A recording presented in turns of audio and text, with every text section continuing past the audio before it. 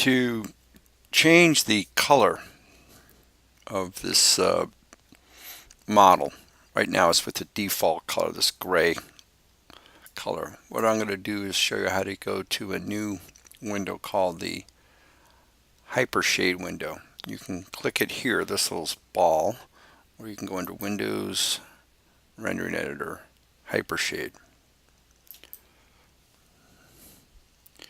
So the Hypershade gives you a list of different shaders. I've got some up here, but really none of them are designed for what we're doing. What I'm going to suggest we start with is work with this Arnold list. And if you go to the shader, we're probably going to end up using two shaders predominantly this semester. One is the Arnold AI Standard, and the other is the AI Skin. And we'll talk about the skin a little later, but for right now, let's just do the standard. Okay, so when I click it, you notice I had a standard up here. That one was number 1. This one is the one I just made. You can see it just said AI Standard 2. So I'm going to change that name to Bone. I can also right mouse on top of the shader up there and rename it. Okay.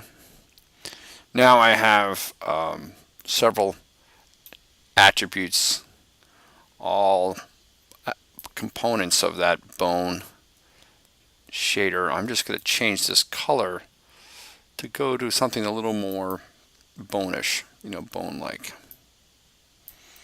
So I might kind of add an orangey gold color, if you will, and then a little. Alright, so once I have that, there's a couple ways now I can apply that. I can physically just middle mouse drag it onto the surface, and now it's applied. Undo that for a second. I could also right mouse on the surface and say assign existing material and find it in the list. And then the third option is I could, with the surface selected, I could right mouse on top of the shader and say assign material to selection. So now we've got a bone color there. And that's basically how we're going to make a shader for almost all of our beginning models. Like I said, eventually we will go to an AI Skin, which gives us more options in here.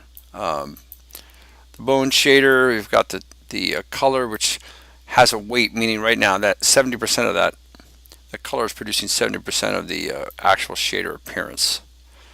There's a little bit of a specular, and if I, let's say, up that a little bit, and you can see in this little model up here what's going on. So if the roughness makes it smooth, or makes that highlight spread out, if I give it 0 weight, you don't see it at all, so you get a very flat, matte looking thing. If I give it a little weight, get a little more highlight. So if, let's say, if we take this, and I'll use my bookmark and render it. Let's see what happens. Make sure this is the active window. It'll take a few minutes. I'll pause the tape and come back and show you. So here you can see the rendered view, and you can see we're giving that specular component some weight and adjusting its roughness gave me this highlight. And you can even see here where it's picking up a bit of a reflection on the blue direct light that we're using in a fill position with a relatively low opacity. So we'll save this and we'll put it on your My Courses with, okay, and then we'll come back to a new lesson.